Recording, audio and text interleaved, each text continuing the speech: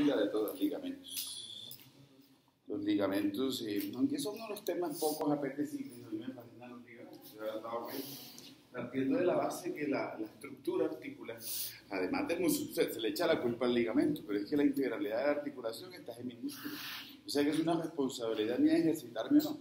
Pero al momento del trauma es a la inversa. Al momento del trauma el músculo tendrá más cualidades para estirarse, para soportar un trauma que un ligamento. Por eso las lesiones van a ser más ligamentosas. Rompiéndose ligamentos, incluyendo cápsulas, ya se pueden afectar los tendones, ¿cierto? Ahora, durante el movimiento tienden a afectarse lo contrario. En el movimiento no sufro, puedo sufrir tendosinovitis. Entonces se mezclan los tendones más las sinoviales. Entonces hay una doble juego y participación, pero todo depende del movimiento, tipo de movimiento, si estoy acostumbrado o no al movimiento, factores del huésped, si he sido sedentario o he tenido actividad. Y lo otro, lo impredecible, que es el trauma, que eso sí ya no está sobre mí. Yo solamente valoro el trauma y trato el trauma. Lo que vaya a suceder depende de la incidencia, de cómo fue tiempo en atenderse, el objeto. Sí, hemos hablado sobre eso. Hay factores, aunque uno puede predecir lo que puede suceder después de un trauma y en el tratamiento del trauma, pero también sigue habiendo esa esfera de factores intrínsecos propios que no se conocen, propios del huésped, que hacen que haya un cambio en sus procesos de cicatrización y demás. Bueno, entonces tengo cara anterior, región tibio-peronea inferior. En la región tibio-peronea inferior, cara anterior, superficie dorsal, están pasando mis tendones. Tendones extensores, extensor digitorum, extensor hallucis longus. También tengo a extensor digitorum longus, tengo a extensor hallucis longus y tibialis anterior. Y le voy a poner también el peroneus tertius. Aunque lo pongo en esa historia, en realidad una parte de esta historia sí lo tiene incluido, otra no lo tiene tan incluido. Miremos eso. Necesito, al igual que hacía, y con el mismo principio anatómico, fisiológico, anatómico, necesito tener una estructura que se encargue de mantener esos tendones contra. Los tendones entre más apretaditos sabemos que funcionan mucho mejor. Y tener tendones sueltos no sería lo ideal. Entonces necesito formar una corredera osteofibromuscular, osteofibrosa. Pero también sé que hay intramuscular ahí, de pronto en diferencia a lo que teníamos acá, porque ya acá, además de tendones, también estoy viendo músculos que están siendo llevados contra esa región. No digan que lo fijan. O bueno, este término fijación ya lo conocemos. Fijación y el término nos cambió en peritoneo, porque ya sabíamos que no todo lo que está fijo está inmóvil, ¿cierto? Cuando hablo de ese término. Entonces, en estos retináculos extensores, a nivel de lo que es cara anterior, de la articulación, de la región tibio-peronea inferior, voy a encontrar dos retináculos extensores. Uno que es superior y otro que es inferior. Retináculo superior me dice que va desde la cara anterior de la tibia a cara anterior del peroné. Listo, no tiene problema. Retináculo inferior. Habría que mirar esta vista lateral y tengo las dos vistas porque él va de lateral hacia medial. Y ese también le puedo decir ligamento anular anterior del tarso. Así como hacíamos aquí también, fue muy parecido. Y este ligamento anular anterior del tarso, voy a referenciarlo aquí en esto. Ahí tengo una sobresaliente. Revisada la osteología y dominada ya la osteología del miembro inferior, ¿cierto? ¿Qué es? No el huesito, la sobresaliente. Y el huesito es el calcáneo. ¿Qué tengo en el calcáneo? Cara lateral. ¿Qué es lo que lo hace distintivo en la cara lateral? Una tróclea peroneal. Y en la cara medial, el sustentáculo tálico. ¿No? ¿Sí? La osteología por la última semana, ¿no? Entonces tengo desde la cara lateral del calcáneo una tróclea peroneal. Y desde la tróclea peroneal aparece un ligamento, el ligamento inferior extensor. Y ese ligamento inferior me dice que lleva una proyección hacia arriba, pasa por la cara anterior de esa región extensora, pero se bifurca. Y en su bifurcación le da pie también al nombre, porque me dice que también se llama ligamento en Y. El ligamento inferior extensor o también ligamento en Y. Y el ligamento en Y, al abrirse, pues se va uno contra la cara anterior de la tibia, contra el maleolo tibial, y el otro punto, o la otra inserción, va a ser en un huesito del tarso, que es el escafoides o navículo. Y aseguré mis primeros tendones. Sigamos asegurando tendones. Mi otra historia, Si esto es retináculo extensor, ahora sobre el canal retromaleolar medial, y sirviendo ahora como una funcionalidad para toda esa musculatura, la musculatura profunda posterior de la pierna, voy a encontrar a este jovencito. Entonces, un retináculo flexor. Habíamos dicho que tenía un canal retromaleolar medial. Ese canal le voy a decir que es un surco del tarso. Y todo surco, cuando le pongo techo, se transforma en un canal del tarso. Ese es mi canal del tarso. No con todas las implicaciones que tenía aquí mi túnel del carpo. En este canal del tarso ya sé quiénes son esas estructuras que están pasando por ahí. Ya conozco la arteria, conozco el nervio. Sin embargo, tengo un problema. Lo voy a decir de esta manera, pero es para ambientar, no es porque sea así. Tengo un desorden de orientación en la región posterior de la pierna. ¿Sí saben a qué me hago referencia cuando hablo de ese desorden en la cara posterior? Una musculatura de un músculo que es lateral y de un tendón que tiene que ir hacia medial.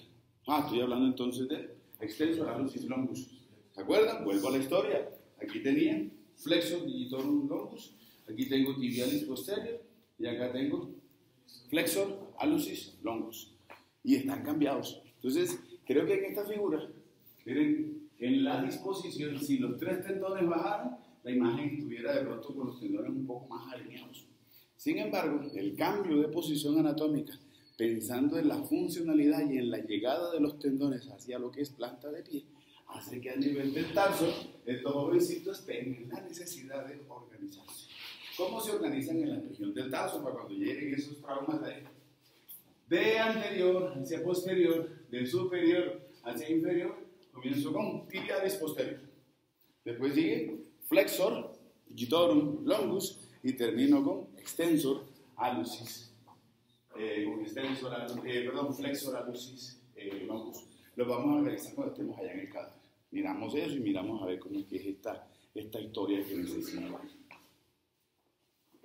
Dos cosas antes de que me olvide. Esta les traía aquí el huesito, miren, cara medial, lo representativo de la cara medial, la sobresaliente. Entonces digo sustentaculum tal. Eso lo vamos a utilizar para los ligamentos que vamos a revisar ahorita.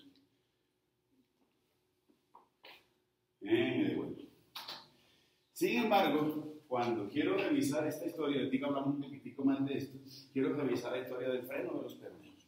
Cuando reviso historia del freno de los peroneos, hay dos conceptos. Algunos dicen que todo el conjunto de estructuras, llámese tendones de los peroneos, van a tener dos ligamentos, un ligamento superior y un ligamento inferior. Ahora, de esos dos ligamentos tiene diferencias, el superior del inferior. ¿Por qué? Estos dos, ¿qué se ve diferente?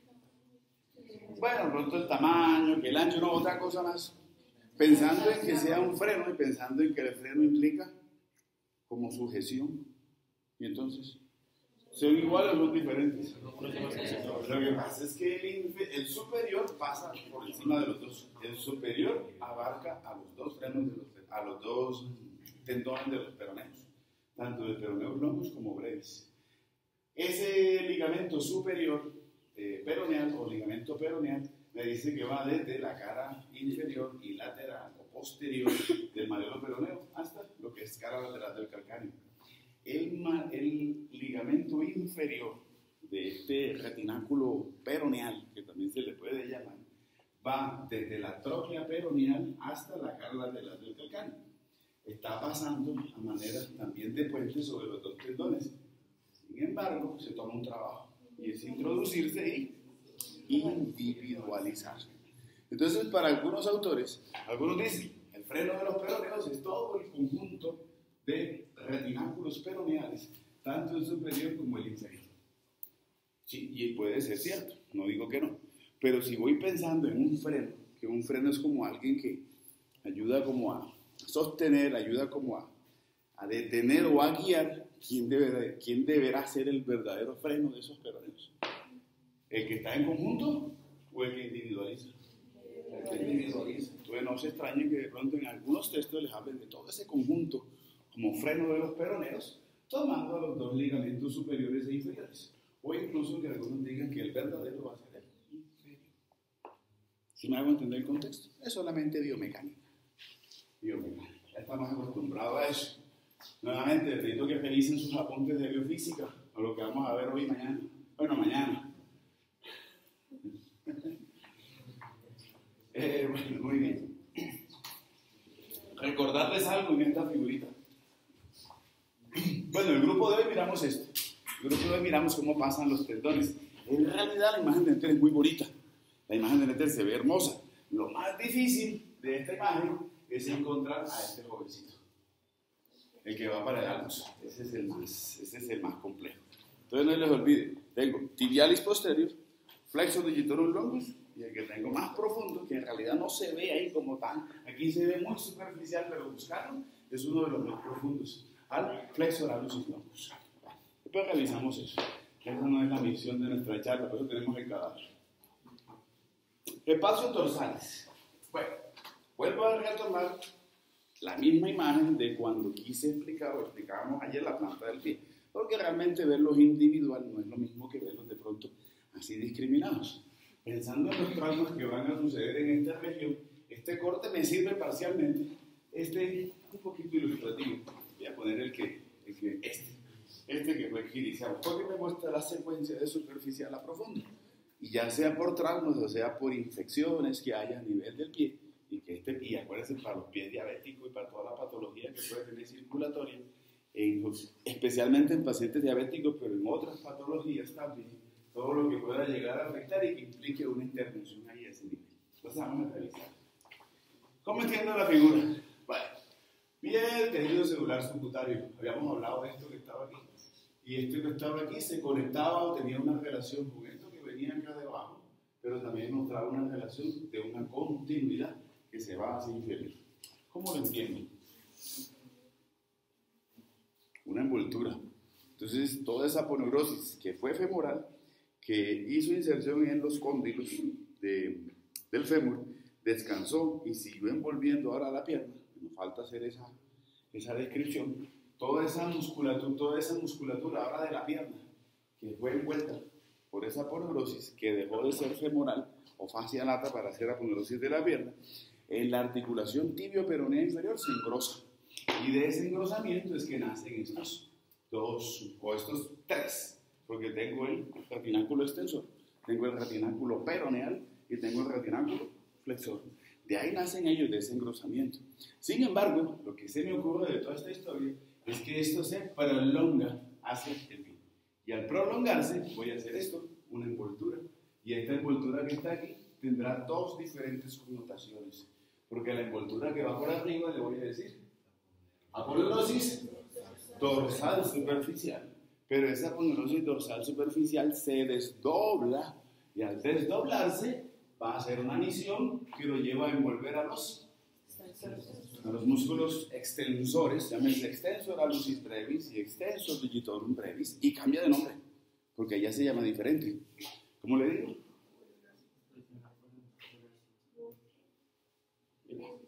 Inventen. ¿Cómo se llama? La fascia pedia. La fascia de los extensores, le puedo decir, pero se conoce en el bajo mundo como alias fascia pedia. Listo, envuelvo. Y cuando envuelvo y hago esa envoltura, esa fascia, miren, se inserta a nivel de los metatarsianos y empieza la fascia que fue dorsal superficial, se continúa y ahora pasa hacia abajo. Y cuando pasa hacia abajo, revisábamos esto ayer. Termina como eso que está ahí, que es una fascia. O una aponeurosis plantar superficial. Ah, bueno, listo. No problema, ya tengo para hacer la descripción. Sigo avanzando. ¿Qué será esto? Eso que está ahí es lo mismo que voy a revisar aquí. Revisamos ayer. Eso es región medial del pie. Y en la región medial sé que tengo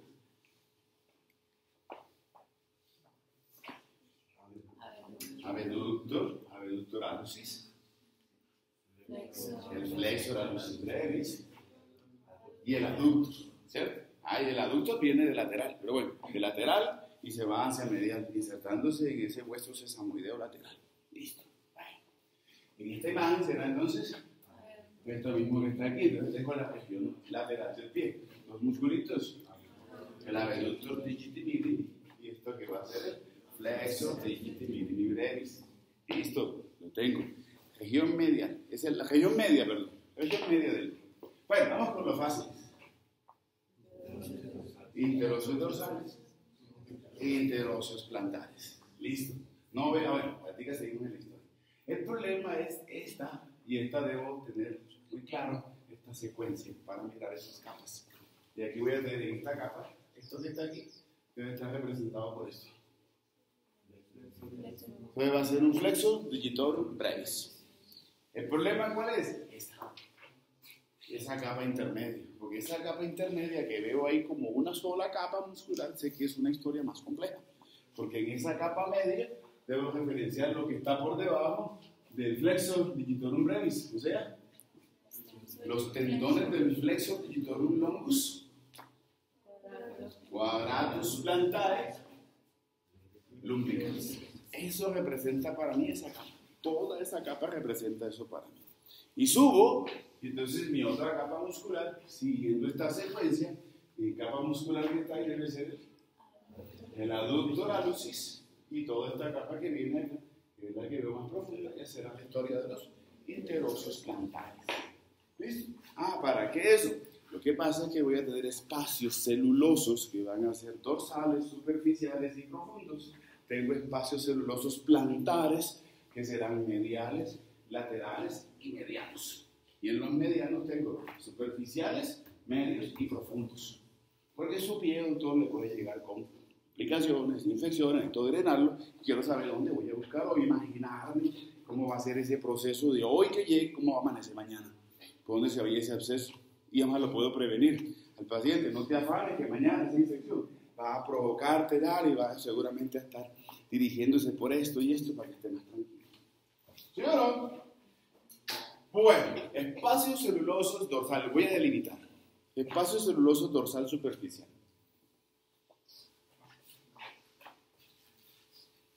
Piel, tejido celular subcutáneo, aponeurosis dorsal superficial y fascia pedia.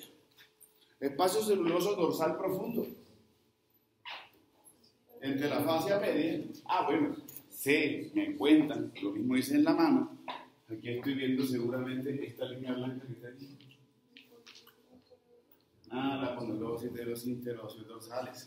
Y aquí, no la pinto, pero bueno, a mí me la voy a imaginar otro aquí. Bueno, creo que trato de hacerlo aquí. Esto tiene dos cosas. ¿Qué es esto? A ver, sorpréndanme. Sorpréndanme en algo. Ya que son expertos en aponeurosis, porque hemos fregado con la aponeurosis hasta decir nomás. Y se van a acordar cuando estén suturando y cuando vean patologías, lo bonito que son las aponeurosis. ¿Qué es esto?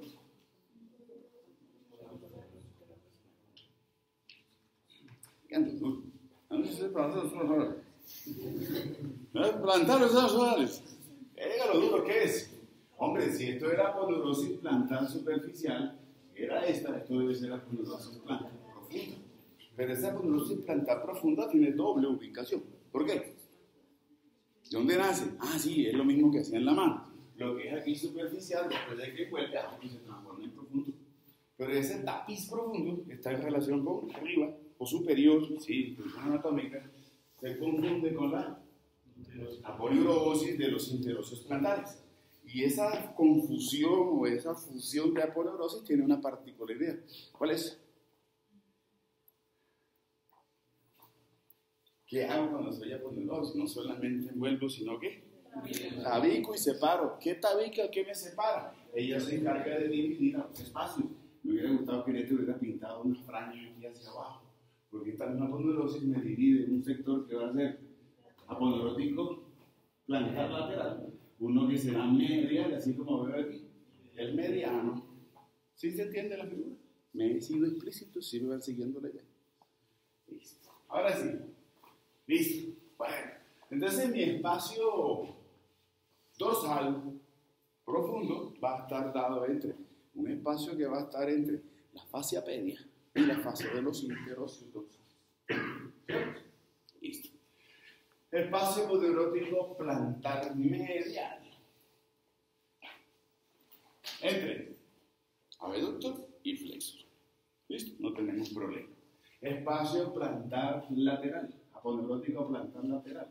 Entre el abductor digitiminum y el flexor digitiminum. X. Fácil, no tiene problema. Aunque el medio sea más complejo, ya sé que no va a tener problema porque ya lo hemos visto. Voy a buscar un espacio aponeurótico. Plantar medio superficial. Uno, plantar medio y mediano. Si quisiera ponerle más tinte a la cosa. Y un espacio plantar que será medio profundo. Espacio plantar medio superficial.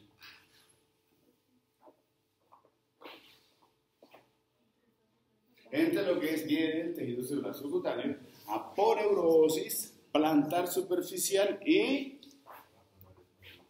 flexor digitorum brevis.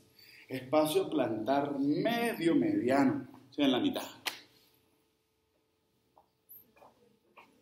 Entre lo que es flexor digitorum brevis y abductor hallucis, teniendo en cuenta su contenido.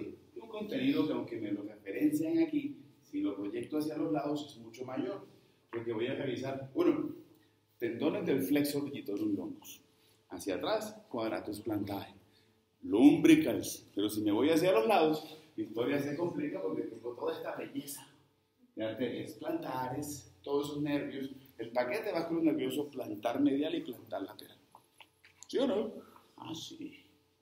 Y me queda el último, espacio plantar medio profundo, que será entonces entre el aductor hallucis y aponeurosis plantar profunda y aponeurosis de los interóseos plantares. ¿Están listos para el trauma conductual? ¿Dudas o preguntas que me quiero ir de ella? ¿Ninguna? Semana del desarrollo de esas aponeurosis. Ayer. El tema fresquito de ayer. No me engaño. Bueno, ¿cómo les fue ayer? ¿Sí? ¿Tuvo problemas con la clase? ¿No? ¿Le trajeron el refrigerio y todo? Sí. Ah, bueno. Sí, yo cuadré eso. Sí. Bueno, muy bien. ¿Dudas, preguntas? Ya me despido de esto. ¿Dudas, preguntas? Desde la articulación coxofemoral para abajo, que no sea artrología, porque ya voy a hablar de artrología. De músculos, algo que hayan leído, que no les haya quedado claro, que les vaya perturbado. Qué bueno. ¿Nada? Hoy es jueves, ¿no? Para nosotros, para todos. Mañana están de relax. Hola, cuéntenmelo todo. ¿Qué pasó? ¿Cuáles? ¿Cuál músculo? A ver, busquemos por acá. Obturador interno. ¿Qué le pasó con él? Miembro inferior. ¿Qué te perturba del obturador interno?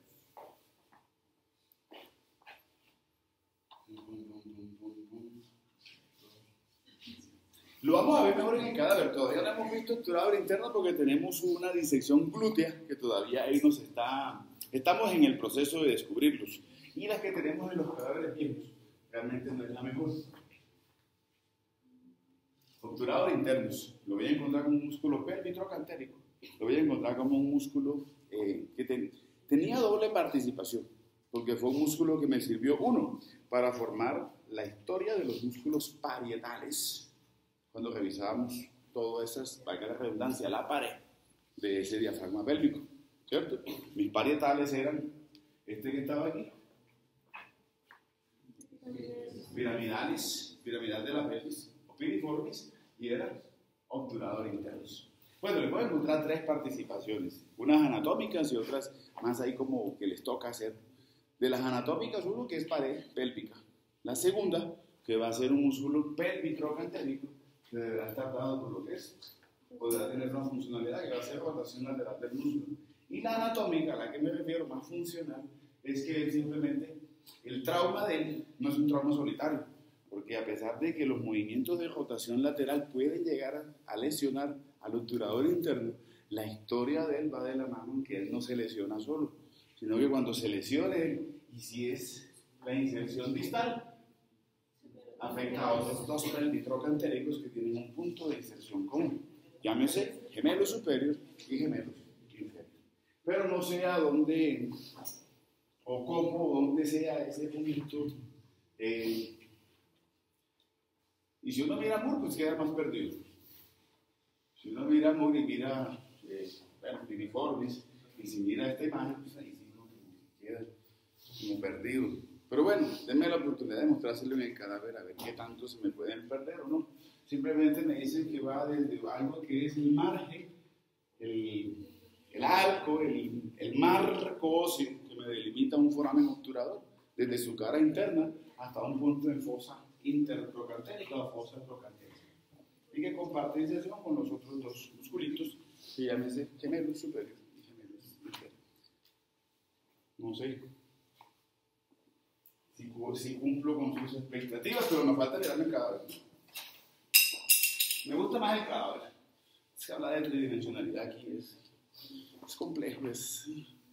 Cuando sean docentes, si alguno me reemplazará, entonces se acordará.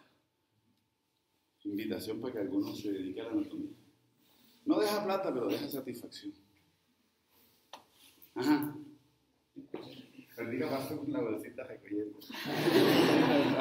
No, tiene que primero hacer como hice yo. Después de 25 años de vida clínica, digo, me dedico a la anatomía, ya como algo ya relax y ya dejo mi parte clínica, ya mi etapa productiva ya estoy más relajado. Ahora sí, cumpliendo mi juramento hipocrático. Lo que uno domine, tiene el deber de enseñarlo. Todavía digo que me falta por dominarlo, pero bueno, estoy en el proceso de aprender. Estamos en ese proceso. Todavía falta bastante. ¿Dudas o preguntas? ¿Ninguna? Vamos a patología. ¿Tienen permiso para dormir? Sin roncar.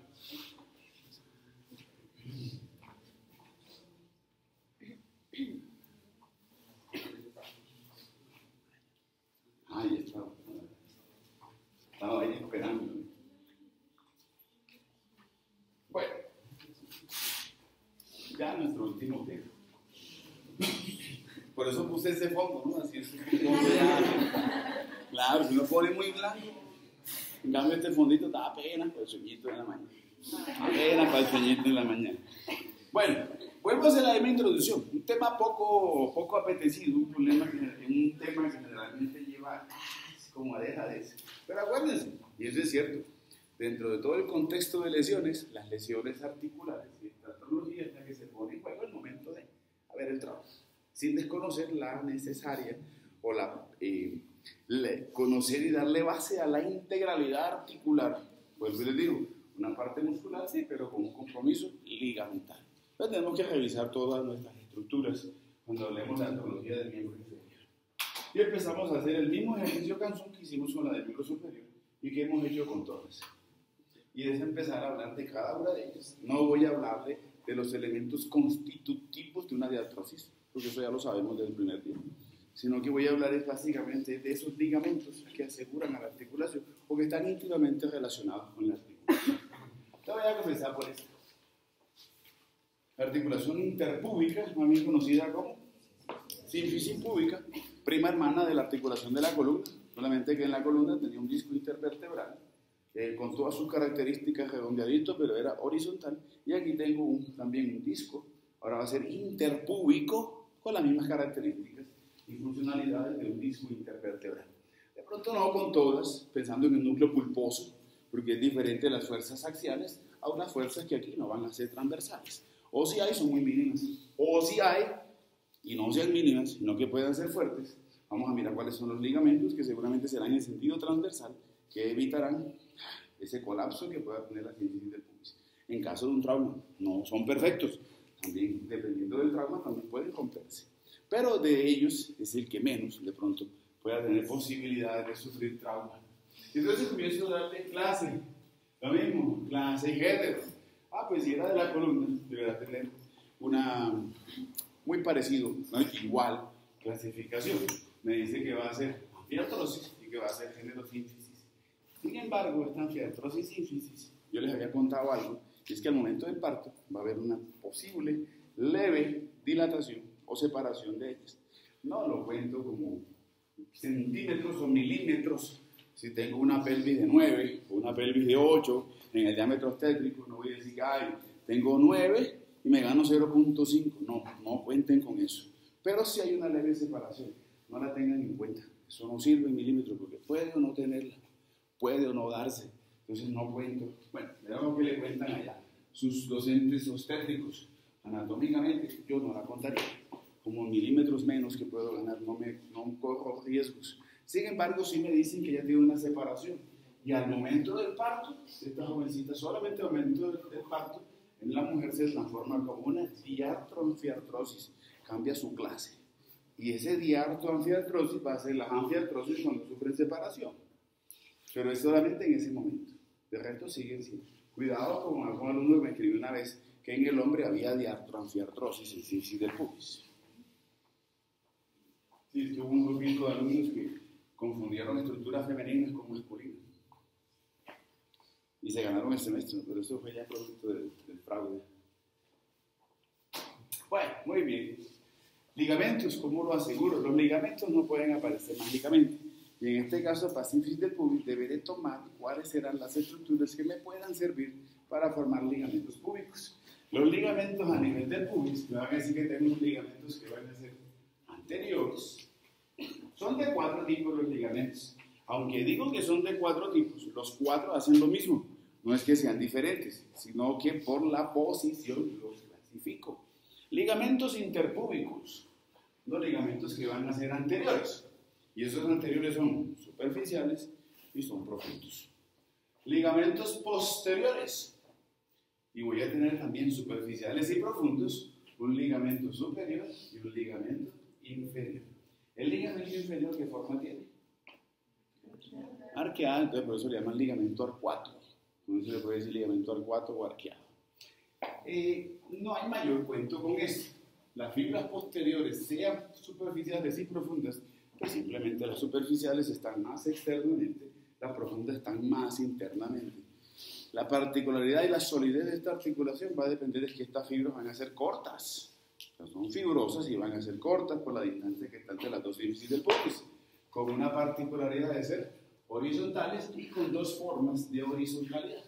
La superior, que van a ser casi horizontales, y la inferior, que la hacen de manera arqueada. Entonces, por eso ligamento arcuato. Y no solamente miren cómo combino lo posterior superficial con lo posterior profundo y con superior e inferior. ¿Sí o no? Y el ligamento anterior, que también no tiene problema, van a ser 2 tipos de fibras. Unas fibras que van a ser horizontales, transversales, y unas fibras que van a ser oblicuas, descendentes. ¿De dónde nacen todos estos ligamentos? ¿Quién será el papá de ellos? La saponeurosis de los músculos que se relacionan con el borde superior de la sífilis del pubis. Llámese oblicuos externos abdomini, llámese rectus abdomini y llámese piramidalis abdomini. Cualquiera de ellos, todos ellos, van a hacer ese conjunto de estructuras. Entonces también seguramente ahí se va a confundir con ligamento fundiforme. Solamente que el fundiforme. Entonces la historia sería pie del tejido celular subcutáneo con fascia de Camper y de Scarpa. Me voy para atrás y tengo ligamento fundiforme y más profundo tengo ligamento anterior de la sífilis del pubis. Lo miraremos en el cadáver también. No hay problema ahí, ¿cierto? Listo. No, aquí me toca hacerle barra. Ustedes no me van a hacer barra. No, con este tema no. Más bien rápido para que termine el señor. No, lo que pasa es que el pub, ahí en la parte, las relaciones que pudieran haber de sífilis del pubis, ya la tomo más es como una fijación que necesite la vejiga urinaria para mantenerse en posición, que más que el pubo vesical ayude a fijar pubis. ¿Sí me hago entender? Toda esta historia viene de la misma fascia pélvica. Sí, bueno, de la fascia pélvica. Pero esto es la inserción de una fascia que viene del sacro y que aborda y envuelve y asegura a órganos pélvicos, y que es otro punto de inserción, va a ser cara interna o cara posterior de sífilis del pubis. Ahí se inserta. Pero es más el pubis servir de inserción a la fascia para asegurar órganos pélvicos, que más que la fascia o los ligamentos den alguna estabilidad a la sífilis del pubis. ¿Sí? ¿Me hago entender? Pero seguramente aquí sí, en la cara posterior, después del día de examen, aparecen 2 punticos negros. ¿Me diga qué es? Mentira tampoco. Nada. Voy a asustar ahora. Y hasta eso va a preguntar. Muy bien. Listo. Bueno, movimientos sin comentarios. Sé que son movimientos. Y si se acuerdan, en columna, cuando hablábamos de anfiartrosis, yo le decía, oiga, pero es que tiene poco movimiento, ¿cierto? Por las fuerzas que tenía. Y le dábamos gran movimiento a la columna, porque teníamos 33 a 34 vértebras que están con discos intervertebrales y que el movimiento de columna era una sumatoria de pequeños rangos de movimiento. Pero esta es individual y esta no tiene movimientos axiales, pero está sometida a transversales, pero por eso tengo esos ligamentos anteriores, posteriores, superficiales, profundos, superiores, inferiores, le dan la estabilidad y como son cortos, pues ellos evitarán esa separación, pero tiene leve, puede llegar a tener, pero más que todo va a ser esa separación en sentido transversal, debe darse por la fuerza que se genere ahí, sea por trauma, pero esa no la cuento como movimiento, sino como una secuela más bien fisiológica al momento de parto. ¿Me hago entender?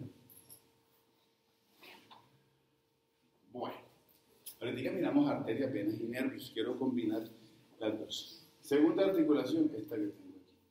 Articulación sacroiliaca. Me está uniendo al ilion con esto que es base de sacro, y en base de sacro tengo esto que van a ser las alas del sacro.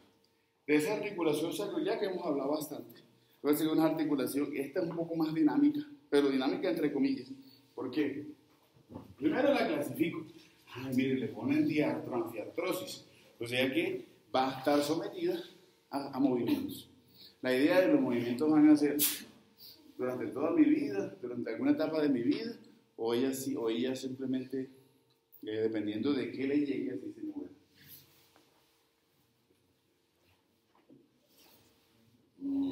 Biofísica. No le asuste.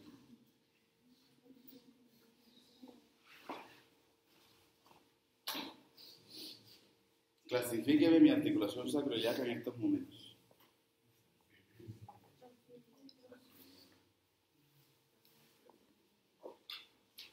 ¿Qué está haciendo mi articulación sacroiliaca en estos momentos? ¿Qué se entiende de esa figura? Siempre va a ser una articulación dinámica y siempre se va a transformar o siempre va a actuar en diartroanfiartrosis. Como ustedes la tienen ahorita, de pronto no están en diartroanfiartrosis. Pero en mí que estoy caminando, o cuando ustedes se levanten, miren lo que me está diciendo. Weight of body, peso del cuerpo.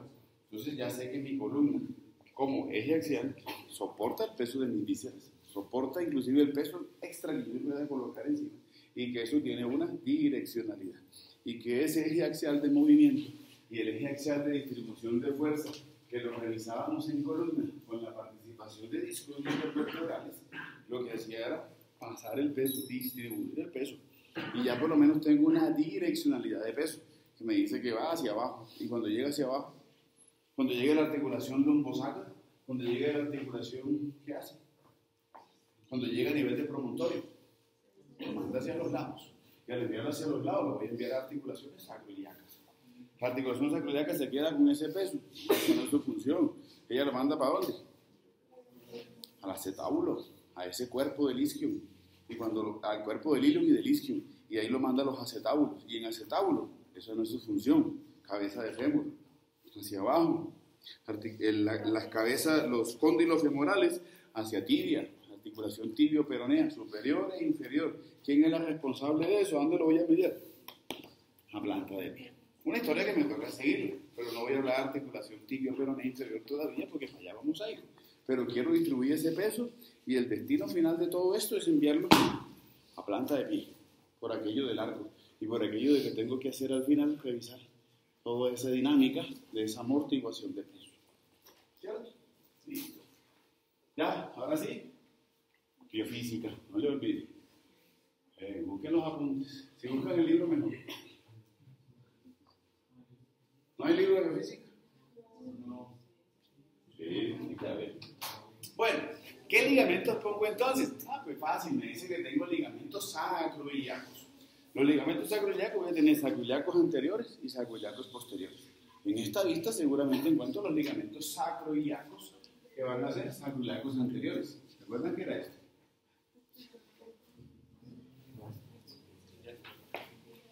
La línea arcuata. Entonces me está diciendo que voy desde las alas del sacro, desde la base del sacro, 2 o 3 primeros forámenes sacros, ahí son los 2 primeros forámenes sacros, y mando un ligamento que vaya desde la cara anterior y lateral, de base del sacro, de las alas del sacro, hasta cresta ilíaca.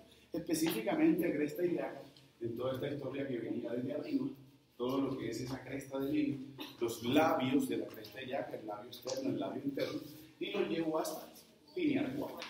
Yo tengo el ligamento sacroiliaco anterior.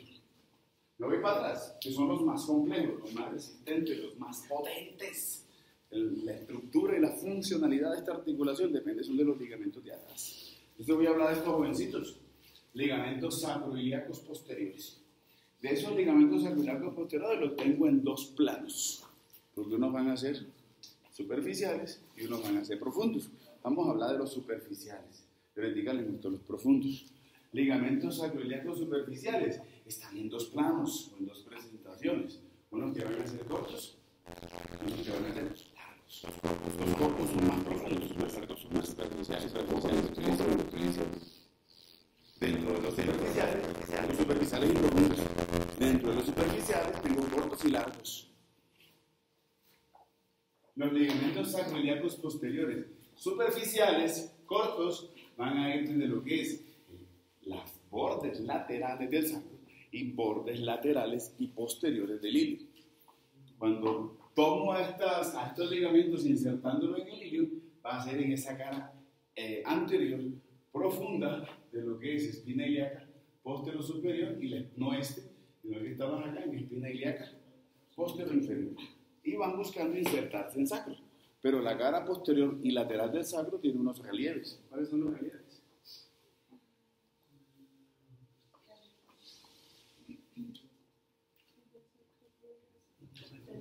En este caso, como me fui para allá y no tengo, entonces voy a hablar de las crestas sacras, que van a ser laterales, y cresta sacra intermedia. Ahí pongo esos ligamentos. Listo. Son los cortos. Los largos son los que tengo más hacia acá. Van a ser ligamentos que se insertan desde lo que es espina ilíaca posterior superior, ahora sí, espina ilíaca posterior inferior, y los voy a enviar contra el sacro. Es por lo mismo. Cresta sacra intermedia, cresta sacra lateral. Y los tengo insertados. Esos son mis ligamentos, los más resistentes, los que soportan el mayor, toda la fuerza que llegue y toda la funcionalidad de estos movimientos. Que vamos a revisar lo que ya saben cuáles son los movimientos que tiene la articulación sacroiliaca. Oye, lo he dicho 3 veces, ¿no? Como 4 veces.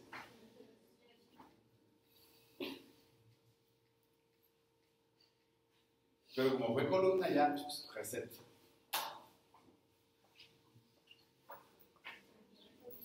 ¿Qué pasa cuando llega el peso? Cuando yo digo que reparte, no es que llegue el peso y pum, lo manda ya. No, se tiene que dar un movimiento primero de acomodación a ese peso.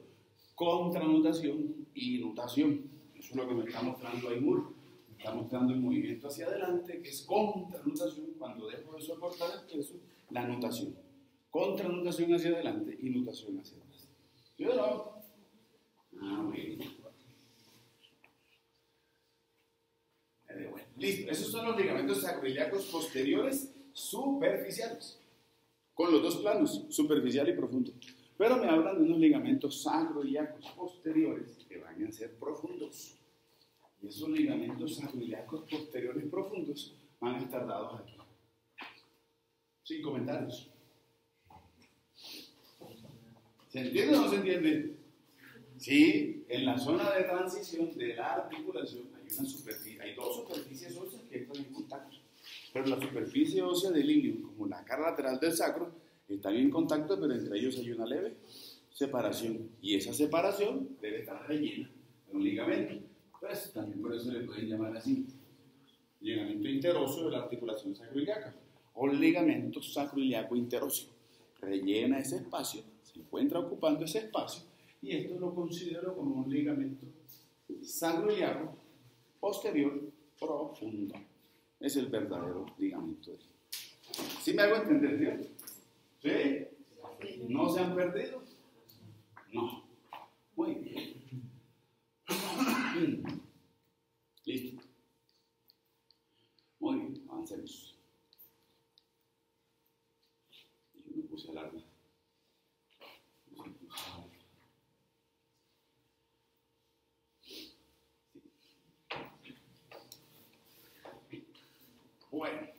Sin embargo, la historia no termina ahí.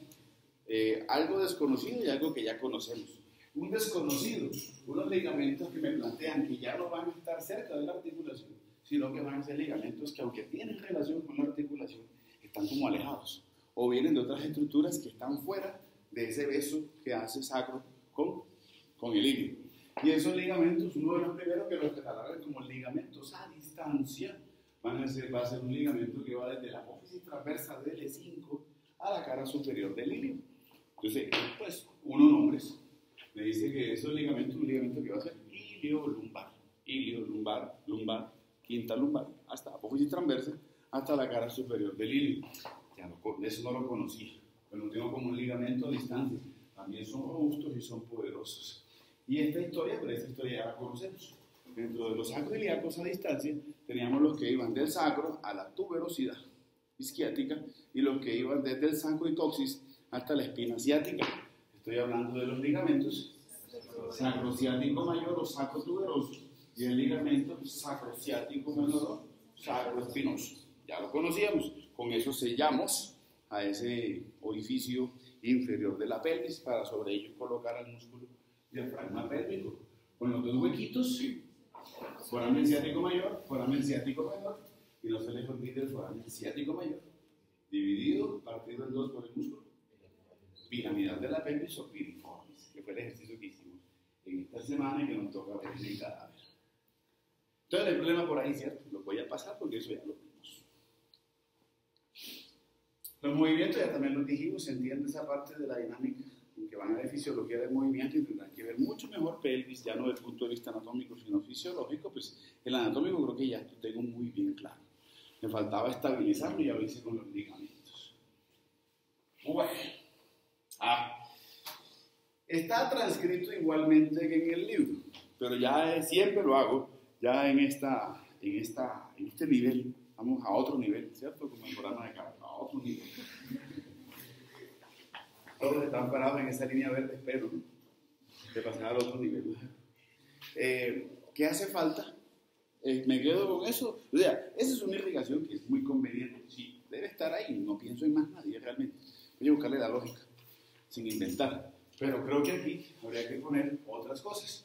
No sé qué otras cosas les pondrían ustedes. Yo le pondría otras. Entonces, bueno, ilio lumbar sí, desde que estábamos hablando de columna vertebral, pusimos a la ilio lumbar en columna vertebral en irrigación y la nombramos desde ahí, la empezamos a nombrar. Entonces sigo teniendo a la arteria ilio lumbar, no solamente como la arteria transversa, o el ramo transverso que se une con la circunfleja ilíaca profunda para el círculo arterial periiliaco, no solamente la rama ascendente que se encargaba de la irrigación del psoas, sino que le habíamos puesto una participación en irrigación de columna. Y hablamos de sacro y articulación sacroiliaca, ¿cierto? Si me acuerdo hace como 2 meses que estábamos en columna, eso me acuerdo de eso. Listo. Una historia de unas arterias que se van hacia atrás. Aunque no lo esperaba, pero hay una participación de glúteo. Ahí es donde yo creo que hace falta algo. Porque si me nombra la glúteo superior y esas anastomosis que está haciendo y la dirección que va para atrás, también tiene participación glúteo inferior. Sí. Esta también me la esperaba. Pues por obvias razones, naciendo de la ilíaca interna y en la posición sacrolaterales. Pero ahí me hace falta algo. La sacra media. Porque la sacra media se anastomosa con las sacras laterales y viceversa. Entonces no solamente pienso en la cara posterior del recto, sino que voy pensando en lo que está por detrás de ese recto. Llámese concavidad del sacro, que estoy inmediatamente por detrás, y si me voy hacia los lados, la articulación. Entonces, por favor, pongámosle sacras laterales y pongámosle sacras medias. Listo. Esa es la articulación de atrás. ¿Y qué hago con sífisis de pubis? Bueno, terminemos los nervios. Esto me dicen los libros. Una rabia le esa vaina. Piensan que uno es bobo. ¿Qué le hace falta eso? ¿Cuál es la sustancia que debe tener ese plejo sacro? Eso a mí no es nada. Es mucho, no es nada. Entonces, ¿qué debería entender? Bueno, para la articulación, pienso en todas las ramas arteriales que van a, todas las ramas nerviosas que van acompañando a las paredes arteriales. Eso tiene que ir ahí. Pero también se me ocurre algo. Hombre, si tengo la arteria glútea superior, y más va a ir que no sean los nervios que van acompañando a las paredes arteriales de ellas. Glúteo superior. ¿Y qué otro protagonista le pongo? glúteo inferior, ¿listo? Ahora sí, ya eso lo degluto un poquitico mejor, ya lo tomo mejor, lo digiero mejor. Bueno, pero tengo un problema. Mi problema se llama sínfisis del pubis, donde hay arterias en estas imágenes que puedan llegar a ser arterias que lleguen a la sínfisis del pubis. La historia de unas pudendas externas que las hemos tenido como arterias de la región escrotal o labios mayores, unas pudendas externas superiores como irrigación de esa región inferior del abdomen que colinda con la región púbica, y un pubis que es superficial porque yo me lo toco y lo siento. Entonces voy a tomar por lógica que para esta articulación voy a encontrar un contingente que va por pudendas externas, como irrigación y como nervioso. Las paredes arteriales, los nervios que acompañan a esas arterias. Entonces voy a hablar de un plexo pudendo externo. Pudendo externo, ojo, que a veces me están confundiendo el pudendo con el pudendo interno, con lo que es pudendo externo. Son cosas completamente diferentes. ¿Me quedo ahí o le pongo más? Hay unos pudendos de la arteria, hay unos retrosynfisiarios, que aunque le demos más participación en femenino, en masculino pueden llegar a existir. Esos que eran retrosynfisiarios, que también eran prevesicales. ¿Me falta todavía? A ver si estás. Sí. Cuidado, se comen algunos. No se hagan del compañero que bostece, porque al final del semestre les va a quedar una calva como la que tengo yo. Cada bostezo se trae algo a la cabeza y hasta pelo. Sí, yo siento cuando me siento la fuerza. Tengo que hacer fuerza para que no me lleguen hasta allá. Estos que voy a catalogar los retrosynfisiarios de dos tipos, porque tengo unos retrosynfisiarios que nacen de la pudenda interna, como esa rama terminal, llámese dorsal del pene, dorsal del clítoris, y tengo unos ramos retrosynfisiarios que nacen de la epigástrica. Ese ejercicio lo hacemos aquí nosotros. Búsquenlo en un libro y no lo va a encontrar, pero ya tenemos la madurez para eso. No me dejo meter los dedos a la boca. Listo. ¿Dudas con esta? Con la anterior. ¿Ninguna? ¿Fui lo suficientemente claro? Fui bajando. La reina la tuvimos también desde el primer día de clase, cuando buscábamos y hablábamos de las clases y género de las articulaciones. Uno de los mejores ejemplos que uno tiene para buscar o dar a entender una de artrosis, que el género en artrosis es esferoidea, buscando una gran concavidad. Una gran concavidad y una gran convexidad. Es la articulación coxofemoral, ¿cierto? De ahí de para adelante, uno como que ya comienza a entender incluso todas las variables a veces que puede tener esta articulación. Entonces, la articulación coxofemoral, digo que es una clase de artrosis, género en artrosis o esferoidea, caracterizada por eso. Listo. Miremos a ver los detalles. A ver si esta articulación, como la veo tan linda, y la veo la concavidad y la gran convexidad, creo que todo es perfecto. Y creo que es maravilloso y que va a funcionar perfectamente. Pero cuando reviso su anatomía, veo graves y grandes problemas. ¿Cuál es el gran problema que tengo? Sí, tengo una gran concavidad, que le voy a decir, cavidad acetabular. Pero pensando en los problemas anatómicos, algo tiene de malo la cavidad acetabular. No está completamente delimitada por hueso, sino que voy a encontrar esto. Una escotadura, que se llama la escotadura acetabular. Y esa escotadura acetabular, cuando yo como cabeza del fémur gire y me mueva, entonces debiéramos caminar con esto. Ahí va caminando por la escotadura. Ahí pasó la cabeza del fémur con la escotadura acetabular. ¿Cómo corrijo eso? Para burlarse del docente siempre. Siempre, acuérdense, aquí tenía que hacer algo. Aquí mi problema fue una cavidad glenoidea de la escápula con poca profundidad, con poca amplitud, que tuve que solucionar esos problemas anatómicos con un envolvimiento fibrocartilaginoso que aquí se llamaba labio glenoideo. Y aquí seguramente tendré la necesidad entonces de que esto hueso ya no puedo hacer nada, ya quedó así. Entonces tengo que subsanar eso.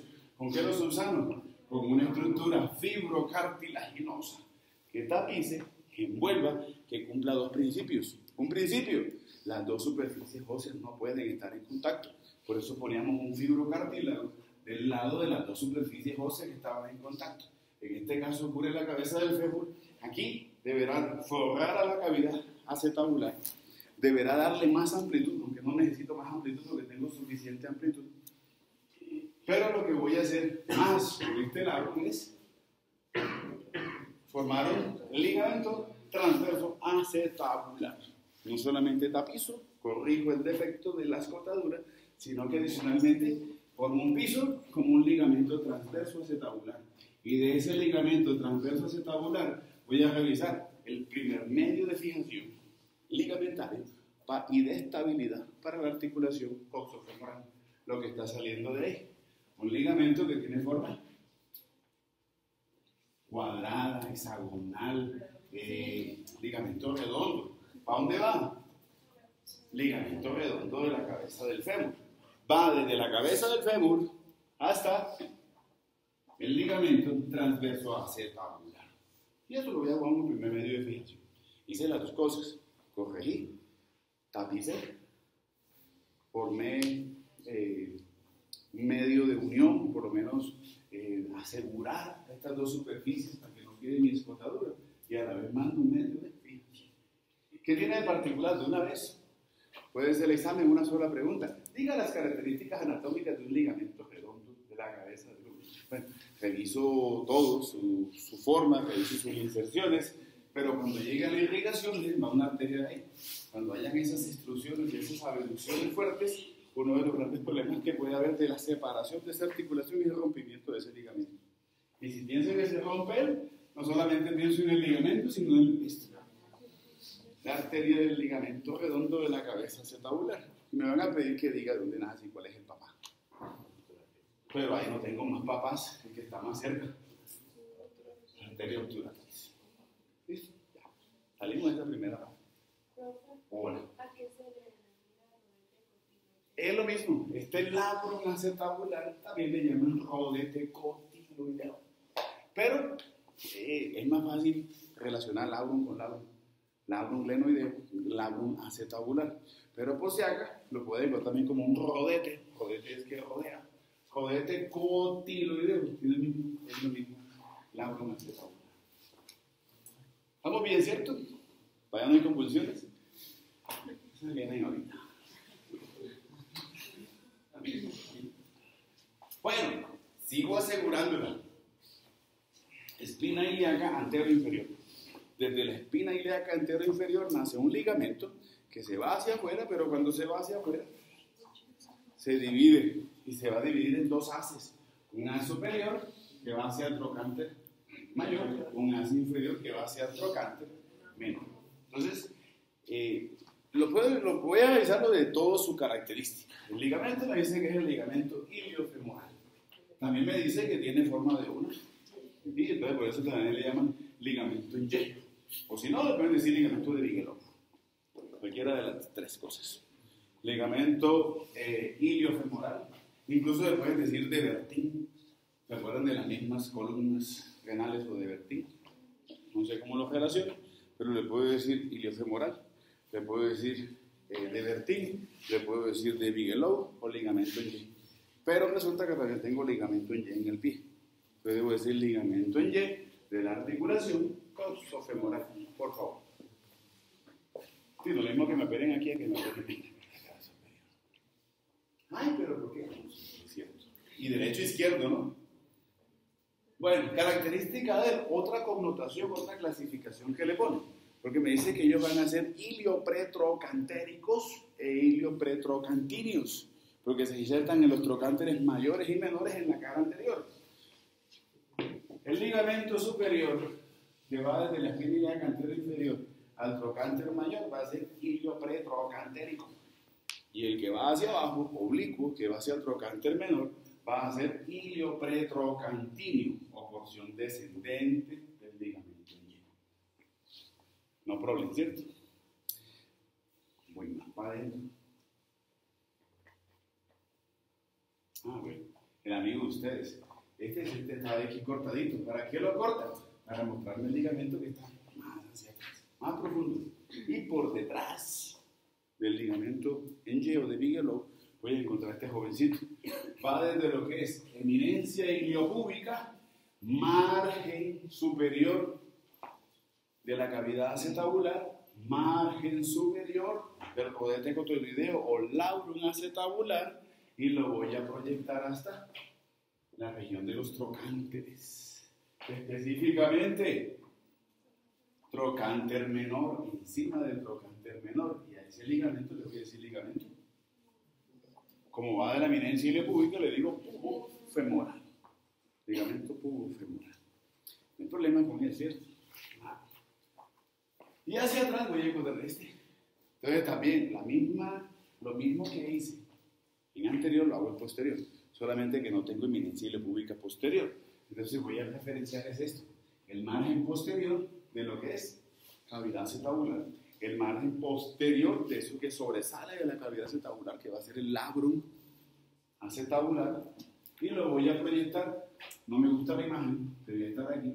Lo voy a proyectar hasta un punto, una zanja, un surco que está entre el trocánter mayor y el trocánter menor. Este ligamento quisiera verlo aquí. Algo que se llamará fosa trocantérica o fosa intertrocantérica. ¿Queda claro? Ligamento isquiofemoral. Cuerpo del isquion. ¿Recuerdan lo delimitamos? Cuerpo del ilion, cuerpo del isquion. Bueno, cuerpo del isquion. Por eso se llama isquiofemoral. Le doy nombre, le doy participación y le doy sentido a la proyección del ligamento. Vámonos. Listo. Ya, sin comentarios. Ya lo dijimos. Es el último y lo dimos de primero. Y hablando de estas articulaciones, la reina de esta me dice que es una articulación que es. ¿Qué hago?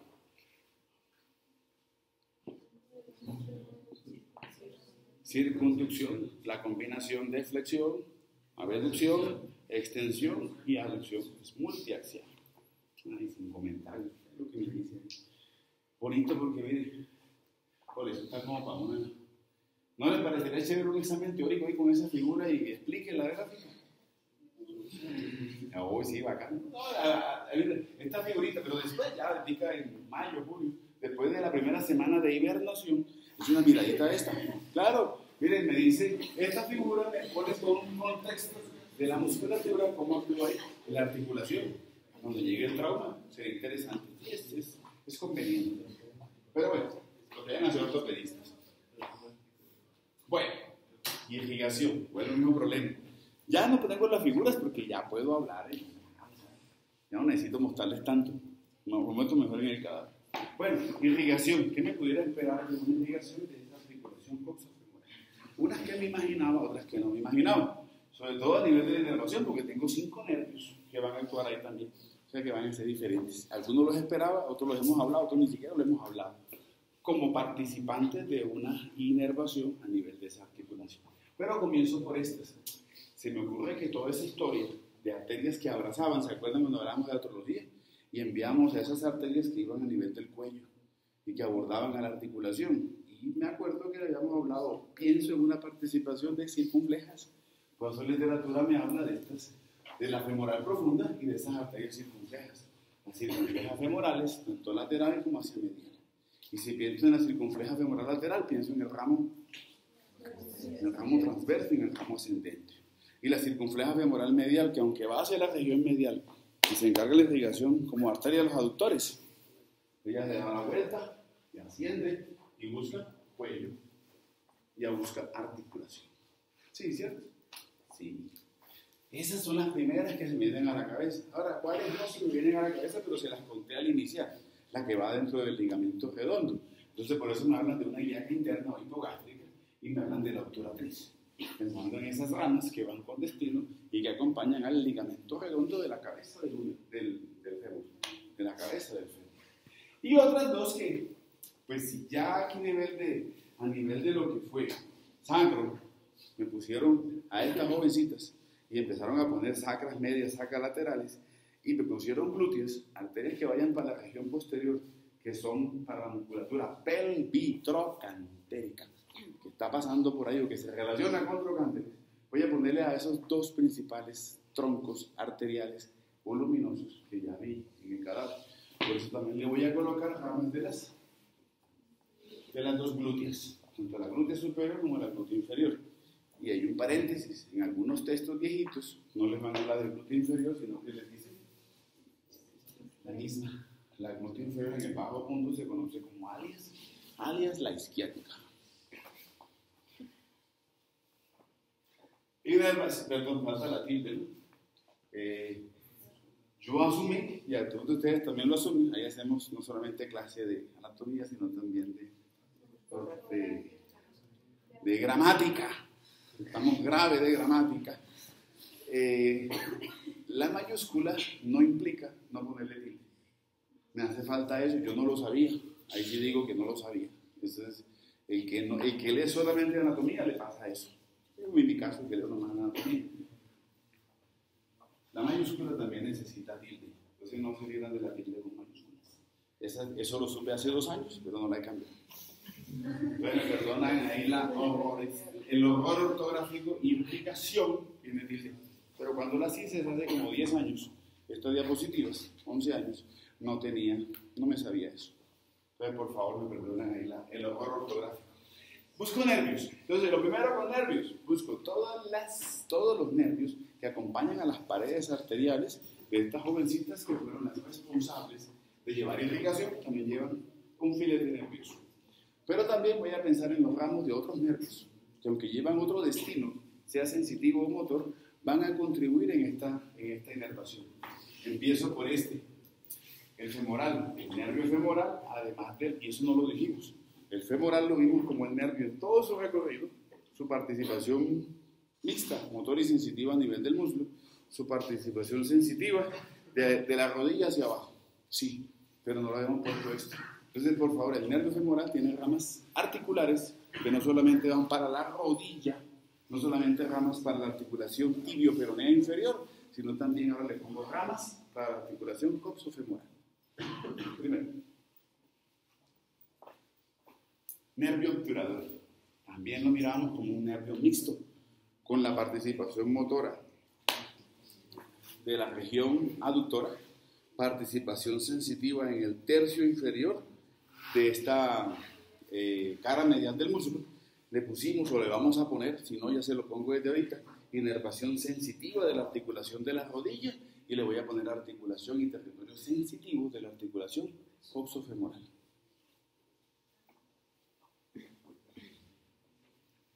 Lo mismo, lo conocí como el nervio sensitivo junto con el pudendo, los ramos perineales superficiales de la región perineal. Lo conocí después como el nervio sensitivo de la región posterior del muslo, incluyendo la región y la piel que cubre la fosa poplitea. Y ahora le voy a poner el tercer protagonismo como nervio de la articulación coxofemoral.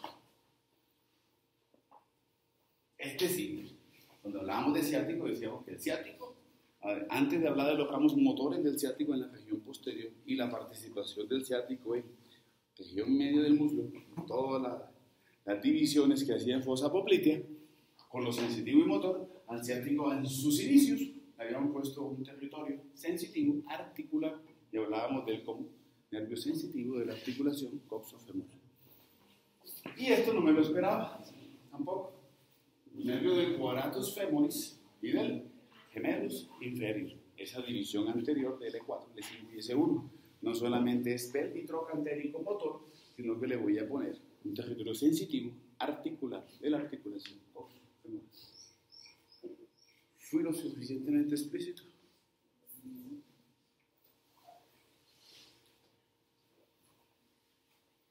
Los alias, por aquí el libro viejito, los que vayan a ser ortopedistas, si les ponen por allá algún libro el isquiático, ya lo referencian. Entonces, si le ponen isquiática, glúteo inferior, le dicen isquiático, estamos hablando de ciático mayor. Ustedes que dicen que la A no le ponen, le hacen mucho cambio. Bueno, listo, seguimos bajando. Articulación de la rodilla. Pero cuando tengo articulación de la rodilla, tengo 2 protagonistas, 3 protagonistas. Porque en esta articulación de la rodilla me dice que se está articulando el fémur, 3 minutos. El fémur con tibia, aquí termino, Y también tengo una articulación de fémur con patela. Clase y nos vamos. Entonces me dice que la articulación tendrá hombres. Voy a encontrar articulación femorotibial. Voy a encontrar articulación femororotuliana. Con dos clases diferentes. También la vimos desde el primer día. Y fue el ejemplo que pusimos cuando llegamos a hablar. Sin embargo, hay un error. ¿Cuál es el error? Primero, clase de artrosis, género de la articulación femorotibial. Género condilia. Subgénero, bicondilia doble. Segunda bicondilia doble.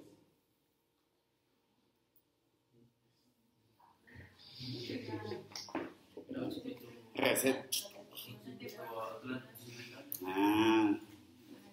Entre el atlas y el occipital. Muy bien. Entonces escribo clase de artrosis, género, condilia, subgénero, bicondilia doble. Y esta jovencita que está aquí, la veo mejor aquí en una visión de frente, una articulación que va a ser la articulación femororotuliana. En articulación femororotuliana solamente hago flexión y extensión. Y en todas donde hago flexión y extensión van a ser clases de artrosis, géneros, como las puertas que abren o cierran, quínquilino, trocleares, buen y salva. Listo, mañana seguimos con esta. Mañana nos vemos. El martes. No, mañana se van, ¿no? Sí, lo que se va. Todos van, no van para el congreso. O sea, con uno solo que vaya ya no puedo. Se saca el permiso académico. Entonces quedan libres hasta el martes.